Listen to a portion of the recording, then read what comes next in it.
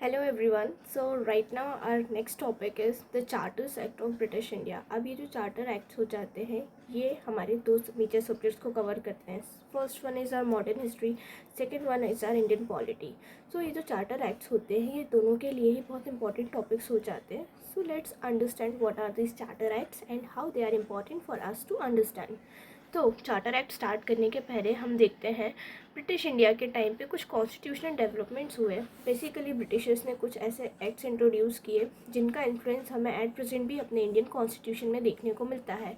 तो ऐसे एक्ट्स जो इंट्रोड्यूस किए गए ब्रिटिशर्स के द्वारा, उसमें सबसे पहले था regulating act of 1773, then Pitt's India act 1784, charter act of 1793, charters act of 1813, 1833, 53, then Government of India Act 1858, Indian Council Act 1861, Indian Council Act 1892, Indian Council Act 1909, Government of India Act 1919 and the Government of India Act 1935। तो ये कुछ important acts हैं जो कि Britishers ने introduce कराया India में British colonial era के टाइम पे। और ये सारे ही एक्ट्स जो हैं हमें आज के कॉन्स्टिट्यूशन में कहीं ना कहीं देखने को मिल जाते हैं। तो इन सभी में से हमारा जो आज का टॉपिक है होने वाला है वो है charters act of 1793 to charters act of 1853। अब चार्टर्स एक्ट क्या है चलिए देखते हैं। उससे पहले हम देखते हैं जो हमारे ईस्ट इंडिया कंपनी है उसका थोड़े मोटे मोटे तौर पे हम देख लेते हैं कि किस तरीके से फॉर्मेशन रहा, किस तरीके से स्टार्टिंग हुई एंड ऑल दैट। सो 1600 में ब्रिटिश ईस्ट इंडिया कंपनी का फॉर्मेशन हुआ। देन 1765 का टाइम आते आते अगर हम बात करें तो ब्रिटिश ईस्ट इंडिया कंपनी ने मेजरली इंडिया में अपने राइट्स जो थे कुछ हद तक फॉर्म कर लिए थे। उन्हें दीवानी राइट्स मिल चुके थे। बंगाल के बैटल ऑफ बक्सर उन्होंने जीत ली थी। ये सारे कुछ इंपॉर्टेंट पॉइंट्स हो जाते हैं जो कि हम मॉडर्न हिस्ट्री में डिस्कस करते हैं। देन उसके बाद 1773 का टाइम आता है जब ब्रिटिश गवर्नमेंट ने फर्स्ट टाइम इंटरफेरेंस किया था ईस्ट इंडिया कंपनी के मैटर्स में। बेसिकली 1773 का जो एक्ट आया था वो इसीलिए आया था क्योंकि ब्रिटिश ईस्ट इंडिया कंपनी जो थी एक तरीके से बैंकरप्ट हो चुकी थी और बैंकरप्सी का जो रीज़न था वो उनका मिस गवर्नेंस था और कुछ हद तक करप्शन भी देखा गया। देन इसके बाद 1781 का एक्ट आया जिसे हमने एक्ट ऑफ सेटलमेंट भी बोला। देन आफ्टर दैट 1784 में पिट्स India act and Charter Act of 1833, 53 and after that first war of independence and revolt of 1857 took place। इसके बाद हम बात करते हैं चार्टर एक्ट्स के बारे में। So the charter acts were a series of legislative measures passed by the British parliament to regulate the governance of East India Company in India. These acts progressively transferred power from the company to the British Crown and played a significant role in shaping the British rule in India। तो basically charter acts कुछ इस तरीके के acts थे जिन्होंने British East India Company का जो rule था इंडिया में उसे और भी ज़्यादा स्ट्रॉन्ग बनाया। These acts progressively transfer the power from British East India Company to British crown. इन एक्ट्स ने धीरे धीरे करके इंडिया की जो बोलना चाहिए पावर थी, इंडिया पे रूल करने की जो पावर थी, इंडिया की जो गवर्निंग पावर थी, वो ईस्ट इंडिया कंपनी के हाथों से छुड़ा के ब्रिटिश क्राउन जो था, ब्रिटिश गवर्नमेंट जो हुआ करती थी, ब्रिटिश क्राउन बेसिकली ब्रिटिश का जो रूलिंग पार्टी थी, रूलिंग गवर्नेंस थी, रूलिंग गवर्नमेंट जिसकी क्राउन है, आज प्रेजेंट भी हमें क्राउन देखने को मिलता है वहाँ पे, तो उनके हाथों में ट्रांसफ़र कर दी। अब इसमें हम बात करेंगे सबसे पहले चार्टर एक्ट ऑफ 1793। जो सबसे पहला चार्टर एक्ट इंडिया में आया वो आया था इन द ईयर 1793। अगर हम शॉर्ट में इसके कुछ पॉइंट्स को समझना चाहें तो 1793 का जो चार्टर था उन्होंने एक्सटेंड कर दी कंपनी की मोनोपोली नेक्स्ट 20 ईयर्स के लिए। अब मोनोपोली क्या होता है? किसी भी एक पर्टिकुलर फील्ड में किसी एक पर्टिकुलर कंपनी, किसी एक पर्टिकुलर अथॉरिटी को सिंगल राइट प्रोवाइड कर देना। जब ब्रिटिश ईस्ट इंडिया कंपनी का फॉर्मेशन हुआ तो उन्हें ये मोनोपोली दी गई थी कि इंडिया में ट्रेड करने का राइट सिर्फ आपके पास है। यही होता है मोनोपोली। मोनोपोली का बेसिकली मतलब होता है किसी एक पर्टिकुलर फील्ड में आपके अकेले के पास एक राइट होना, आपके अकेले के पास एक अधिकार होना कि हाँ उस पर्टिकुलर फील्ड में सिर्फ आप ही काम कर सकते हैं। फॉर एग्जाम्पल जब ब्रिटिश ईस्ट इंडिया कंपनी का फॉर्मेशन हुआ तो ब्रिटिश क्राउन ने ब्रिटिश ईस्ट इंडिया कंपनी को ये मोनोपोली दी थी कि इंडिया एंड ईस्टर्न कंट्रीज़ के साथ जो ट्रेड करने का राइट है, जो अधिकार है, वो सिर्फ और सिर्फ आपके पास है। इसके बाद second one was government general receives veto power over his council. Governor general जो थे उनको वीटो पावर प्रोवाइड कर दी गई थी। After that governor general given authority over Madras and Bombay. 1793 का टाइम आते आते गवर्नर जनरल जो थे उन्हें मद्रास एंड बॉम्बे की अथॉरिटी भी प्रोवाइड कर दी गई थी। Then after that first sign of drain of wealth from India. अब यहाँ से हमें देखने को मिला कि जो वेल्थ है उसका ड्रेन स्टार्ट होने वाला था। इंडिया की जो वेल्थ थी उसका ड्रेन हमें 1793 के चार्टर एक्ट के बाद ही देखने को मिला। ये उसका फर्स्ट साइन माना जाता है। इट में increase the tax on normal people. Charter act of 1793 ने क्या किया था, नॉर्मल लोगों के ऊपर जो टैक्स कंप्यूट किया जाता, जो टैक्स लगाया जाता था उसे भी इंक्रीज किया। And after that salary of BOC from companies revenue. अब जो BOC थे, बोर्ड ऑफ काउंसिल, उनकी जो सैलरीज थी वो भी कंपनी रेवेन्यू से जाने वाली थी। आगे बात करते हैं डिटेल में इस चार्टर के बारे में। तो चार्टर एक्ट ऑफ 1793 के जो ऑब्जेक्टिव्स थे वो थे to renew the East India Company's charter for 20 more years. अभी हमने बात की कि ये जो ईस्ट इंडिया कंपनी की मोनोपॉली थी उसे आगे 20 सालों के लिए बढ़ाने वाला था। सेकेंड, इसका ऑब्जेक्टिव था to confirm and extend the company's commercial and political control. अब ये जो एक्ट था इसने कंपनी के पॉलिटिकल एंड कमर्शियल कंट्रोल को भी कंफर्म किया। आफ्टर दैट इसके की पॉइंट्स की अगर हम बात करें, monopoly of trade. The East India company's trade monopoly was continued in India. The company was required to pay particular amount annually to the British government. अब देखिए जो कंपनी की मोनोपॉली थी वो भी कंटिन्यू हुई। अपार्ट फ्रॉम दैट अब company को एक पर्टिकुलर अमाउंट का टैक्स भी ब्रिटिशर्स को पे करना था, ब्रिटिश गवर्नमेंट को पे करना था। बात करेंगे इस एक्ट का गवर्नर जनरल की पावर पे क्या इम्पैक्ट पड़ा। तो जो गवर्नर जनरल थे इन्हें एडमिनिस्ट्रेशन के लिए और ज़्यादा कंट्रोल प्रोवाइड किया गया। बेसिकली इनकी पावर्स यहाँ पे इंक्रीज़ होने वाली हैं। The governor general and governor of presidencies were given the power to override the councils in matters of emergency। जैसे कि हमने 1773 के एक्ट में देखा था, रेगुलेटिंग एक्ट में देखा था कि एक काउंसिल का फॉर्मेशन हुआ था गवर्नर की हेल्प कराने के लिए। अब इस कंडीशन में जाके गवर्नर की पावर इंक्रीज़ कर दी गई और उन्हें बोला गया चाहे whether it is a governor general or a governor of any particular presidency, उनके पास ये पावर है, ये राइट है कि अगर कोई इमरजेंसी सिचुएशन आती है तो वो काउंसिल के डिसीजन को भी ओवरराइड कर सकते हैं और काउंसिल के डिसीजन को नेग्लेक्ट करके अपना खुद का एक डिसीजन रख सकते हैं। बात करते हैं यहाँ पे जुडिशियल प्रोविजंस की इस एक्ट की। So the salary of company official were to be paid from the Indian revenue. अब जो कंपनी ऑफिशियल्स थे, कंपनी में काम करने वाले जो लोग थे, उनकी जो सैलरी थी वो इंडियन रेवेन्यू से जाने वाली थी। मतलब इंडियंस के पैसों से कंपनी ऑफिशियल्स को बेसिकली सैलरी मिलने वाली थी। The regulation act of 1773 was reinforce to strengthen the judicial system. अब जो रेगुलेटिंग एक्ट 1773 का था उसे भी री इन्फोर्स कराया गया ताकि हम जुडिशियल सिस्टम को और स्ट्रेंथन कर सके। Because already you guys know कि इंडिया में सुप्रीम कोर्ट का फॉर्मेशन रेगुलेटिंग एक्ट ऑफ 1773 के द्वारा ही किया गया था। बात करते हैं होम गवर्नमेंट की। The board of council authority over the company was increased. अब जो बोर्ड ऑफ कंट्रोल की अथॉरिटी थी वो कंपनी के ऊपर इंक्रीज़ कर दी गई। अगर आप देखें जो चार्टर एक्ट थे उन्होंने धीरे धीरे करके ब्रिटिश क्राउन की पावर को इंडिया में इंक्रीज़ किया है एंड कंपनी के इन्फ्लुएंस को इंडिया में डिक्रीज़ किया है। मतलब कंपनी की पावर्स चार्टर एक्ट्स के साथ डिक्रीज़ होने वाली हैं एंड जो हमारे ब्रिटिश क्राउन है, ब्रिटिश अथॉरिटीज़ हैं, उनकी पावर्स यहाँ पे इंक्रीज़ होने वाली हैं। The companies employees were buried from engaging in private trade. अब जो कंपनी के एम्प्लॉयज़ थे उन्हें जो प्राइवेट ट्रेड थी उसकी परमिशन नहीं दी गई। उन्हें मना किया गया कि आप किसी भी तरीके का जो ट्रेड है आप उसे कंटिन्यू नहीं कर सकते हैं। इसके बाद आता है चार्टर एक्ट ऑफ 1813। अब जो चार्टर एक्ट ऑफ 1813 था इसके कुछ शॉर्ट प्रोविजंस आपको स्क्रीन पे विजिबल हैं। Let's talk about the Charter Act of 1813 in details first. So, the objectives of Charter Act of 1830 were it also continued the company's monopoly for another 20 year। 1813 में भी क्या हो रहा है कि कंपनी की जो मोनोपोली है उसे आगे 20 सालों के लिए और इंक्रीज़ कर दिया जा रहा है। देन इसके बाद क्या होता है, इसका second objective to end the company's trade monopoly in India except for trade with China and T.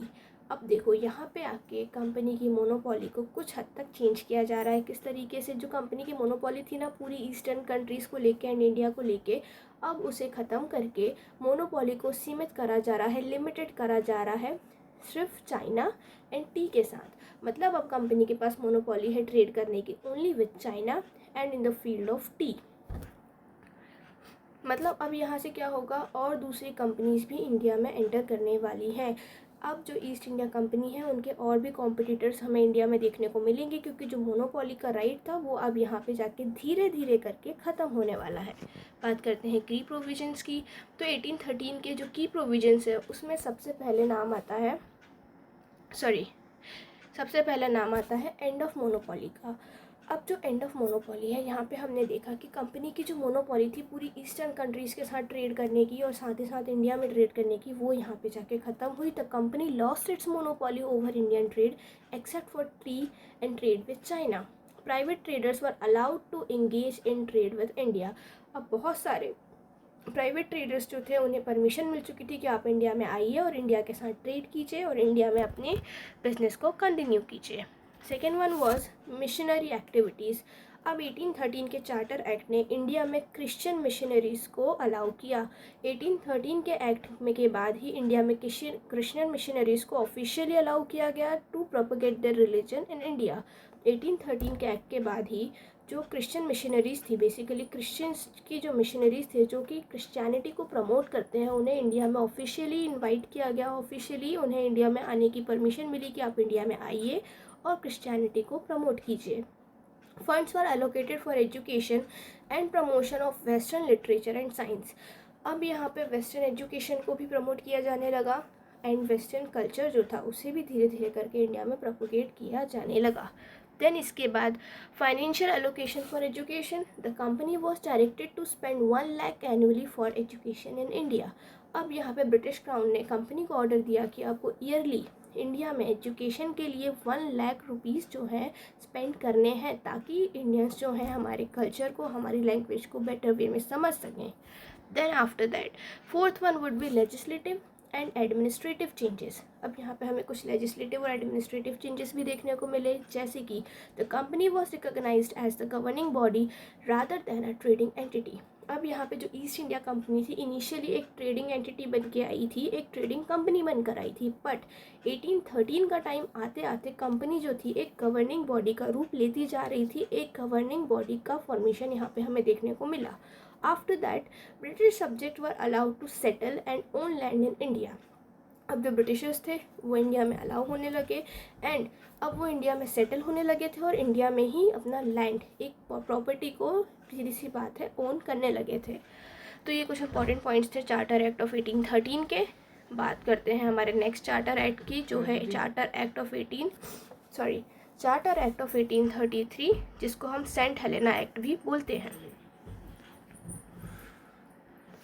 ये कुछ इंपॉर्टेंट पॉइंट्स हमें देखने को मिलेंगे, शॉर्ट बोल सकते हो आप इसे, शॉर्ट की points. If you guys want to learn from it and make some short notes, you guys can easily go through it. Let's talk about the objectives of Charter Act of 1833. सबसे पहला objective इसका हो जाता है to renew the company's charter for another 20 year. अब जो company का charter है उसे अनदर 20 ईयर्स के लिए अगेन यहाँ पर रिन्यू किया जा रहा है। Second objective was that to make the governor general of Bengal the governor general of India.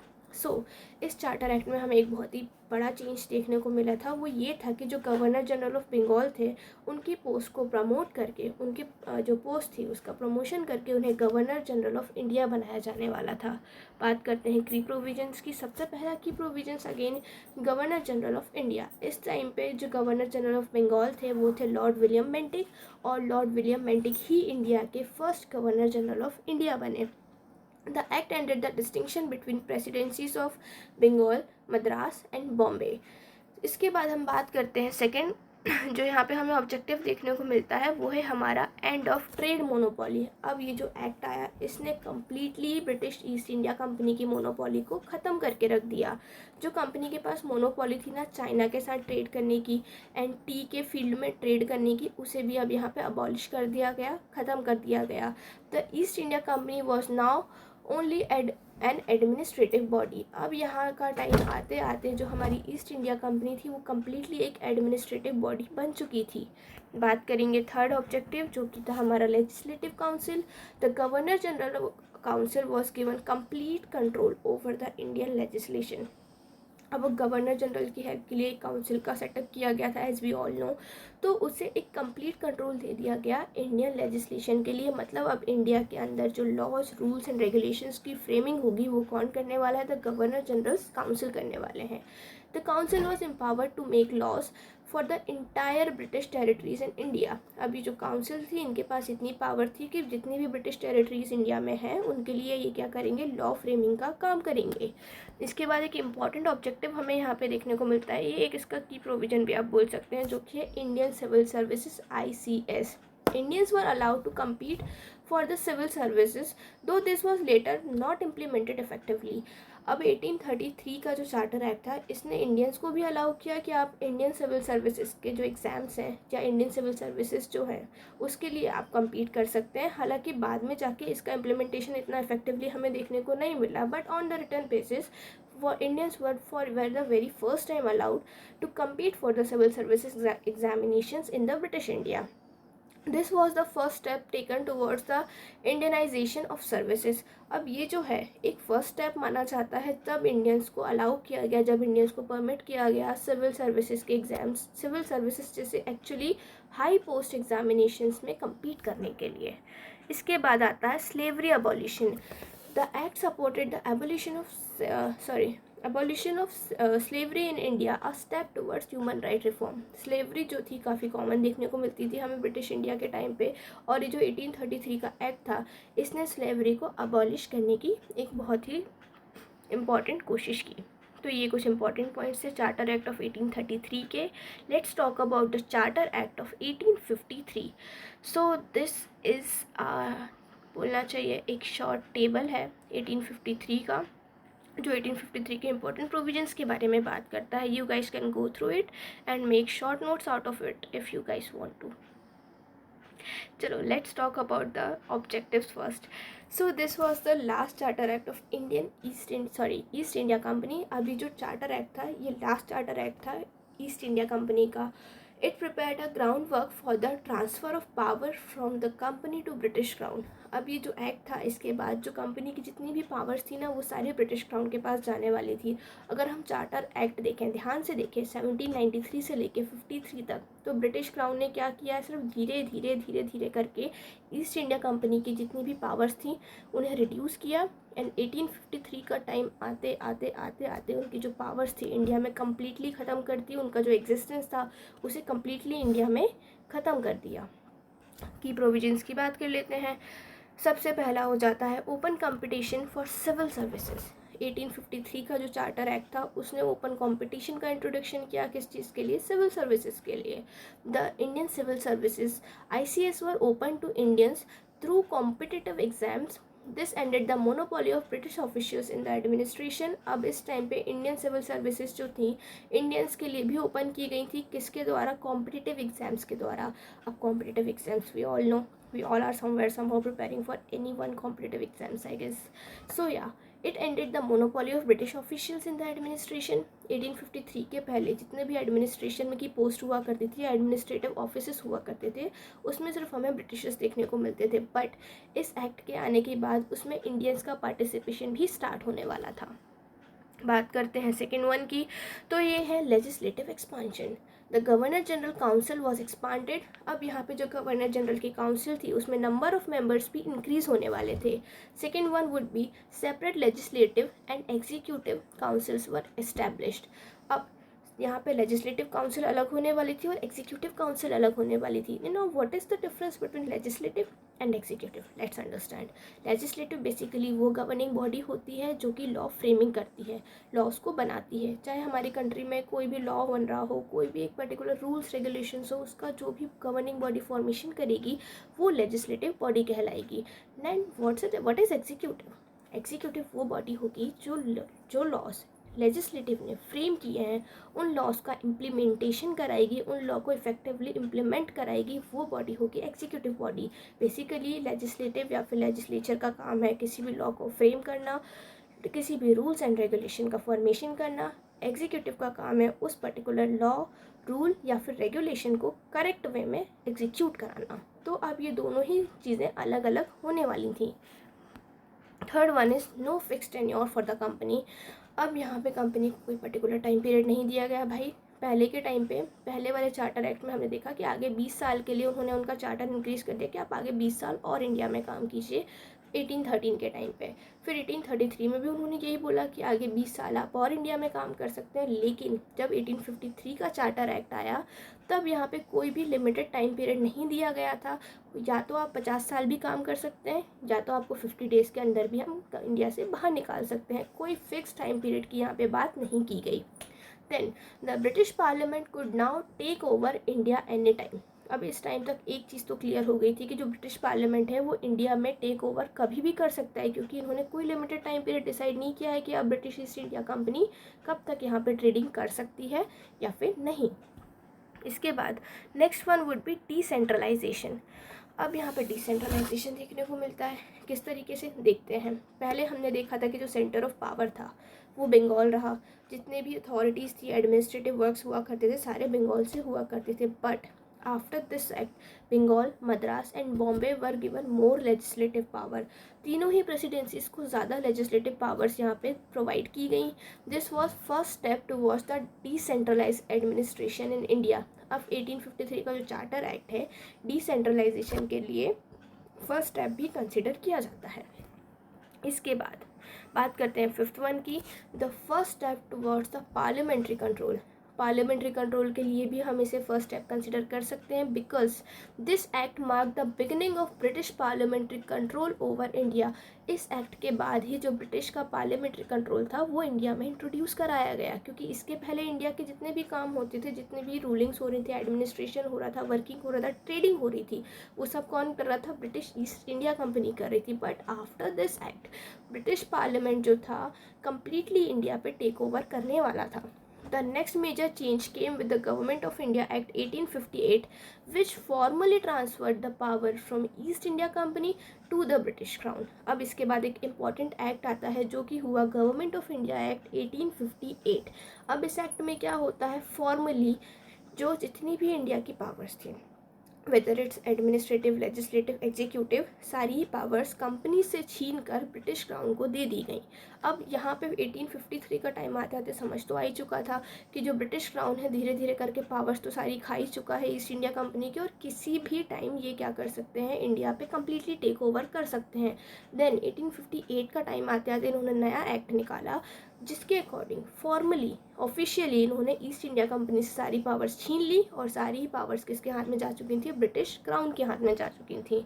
अब देखो यहाँ पे हम बात करेंगे, ये जो हमने इतने सारे चार्टर एक्ट्स देखे 1793 से लेके 1853 तक के, इनके क्या सिग्निफिकेंस रहे हमारे इंडियन हिस्ट्री में। सबसे पहले तो evolution of British rule. The act progressively reduce the commercial rule of company. अभी जो एक्ट्स है 1793 से लेके 1853 तक के, इन्होंने जो एक कमर्शियल रूल था ना, कंपनी जिस काम के लिए आई थी, कॉमर्स के लिए आई थी, ट्रेडिंग के लिए आई थी, उस रूल को कम करते हुए कंपनी को पहले तो एक गवर्निंग बॉडी में शेप दिया, फिर उसके बाद कंपनी को कम्प्लीटली साइडलाइन करके जो ब्रिटिश क्राउन था उन्होंने इंडिया में एंट्री ली एंड इंडिया में रूल करना स्टार्ट कर दिया। They transferred the company into governing body rather than a business enterprise. As I just told you, इन्होंने धीरे धीरे करके क्या किया, कंपनी को एक बिजनेस एंटरप्राइज से साइडलाइन करके गवर्निंग बॉडी का शेप दे दिया था। Then introduction of administrative and legal reforms.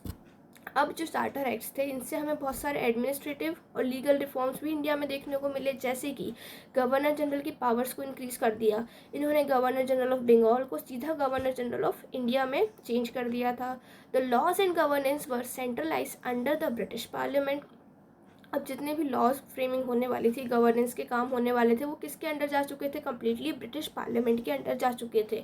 इसके पहले इंडिया के लिए डिसीजंस ब्रिटिश पार्लियामेंट नहीं लिया करता था, पर जैसे ही चार्टर एक्ट आए धीरे धीरे करके उन्होंने ब्रिटिश पार्लियामेंट का जो इन्वॉल्वमेंट था वो इंडियन पॉलिटी में कुछ ज़्यादा ही इन्वॉल्व करते गए, और 1858 का टाइम आते आते कम्प्लीटली ब्रिटिश पार्लियामेंट ने इंडिया में टेक ओवर कर लिया। देन इसके बाद growth of western education and civil services. हमें यहाँ पे चार्टर एक्ट्स के द्वारा वेस्टर्न एजुकेशन की जो ग्रोथ थी वो भी देखने को मिली, एंड सिविल सर्विसेज का फॉर्मेशन था वो भी देखने को मिला। Charter act pave the way for English education in India. Charter acts के द्वारा ही इंडिया में जो इंग्लिश एजुकेशन है, जो इंग्लिश मीडियम है, जो आज आप और मैं पढ़ते हैं, उसका इंट्रोडक्शन इंडिया में हमें देखने को मिला। The open competition in civil services allowed some Indian participation in administration. अब ओपन कॉम्पिटिशन कर दिया सिविल सर्विसेज में, जिसके कारण जो इंडियन पार्टिसिपेशन था वो भी हमें सिविल सर्विसेज में देखने को मिला। एंड इसके बाद जो कंपनी का रूल था वो भी एंड हो चुका था। Charter act of 1853 led the foundation of direct British rule in India. Direct British rule का अगर फाउंडेशन किसी एक्ट ने रखा तो वो एक्ट था charter act of 1853। The government of India act 1858 officially ended the rule of the East India company. देखो यहाँ पे दो डिफरेंट बातें देखने को मिलती हैं। सबसे पहला है फाउंडेशन की, अगर हम बात करें, फाउंडेशन रखी चार्टर एक्ट ऑफ 1853 ने, एंड ऑफिशियली अगर किसी एक्ट ने एंड किया कंपनी के रूल को तो वो था the government of India act 1858। Conclusion की बात कर लेते हैं। The charter act played a crucial role in shaping the British administration in India. जो चार्टर एक्ट्स थे इन्होंने बहुत क्रूशियल रोल प्ले किया है ब्रिटिश एडमिनिस्ट्रेशन को इंडिया में फॉर्म करने के लिए।